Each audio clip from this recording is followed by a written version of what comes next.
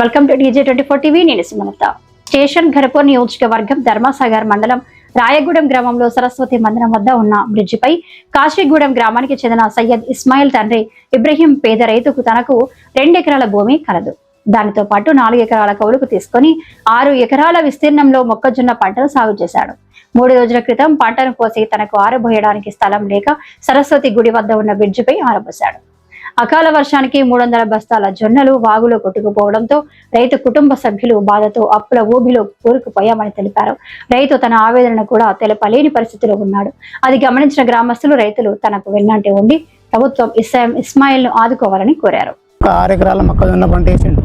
మొన్న కోసి కనీసం ఒక 5-6 రోజుల క్రితం మొక్కజొన్న కోసి మొక్కజొన్న బెండ్లు ఇక్కడ ఈ బ్రిడ్జ్ మీద ఎండబేయడం జరిగింది.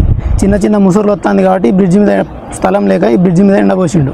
ఎండపోసి మొన్న 3 రోజుల క్రితమే మక్కల మిషన్తో పట్టి మొత్తం దీని మీద ఎండపోతా అంటే ఏమవుతుంది అంటే చిన్న ముసురు రావడం వల్ల మొన్న సాయంత్రం మొత్తం ఒకసారి కుప్పేసి మొత్తం పడదగప్పి ఇంటికి వెళ్ళిపోయిండు. నిన్న అతి భారీ వర్షం, మరి నైట్ ఇంకా ఎక్కువ అవ్వడంతోనే ఈ నీళ్లు బ్రిడ్జ్ కిందికి వెళ్ళి కాకుండా మీదికి వెళ్ళి రావడం వల్ల ఒక 300 బస్తాలు మొక్కజొన్న 300 బస్తాలు మొత్తం వాగులో కొట్టుకొని పోయడం జరిగింది. ఆ రైతుకు పాపం ఎంత అంటే ఒక 3 లక్షల నుండి 3.5 లక్షల దాకా నష్టం జరిగింది. దాదాపు పెట్టుబడి ఒక 2,50,000 దాకా పెట్టి ఉంటాడు.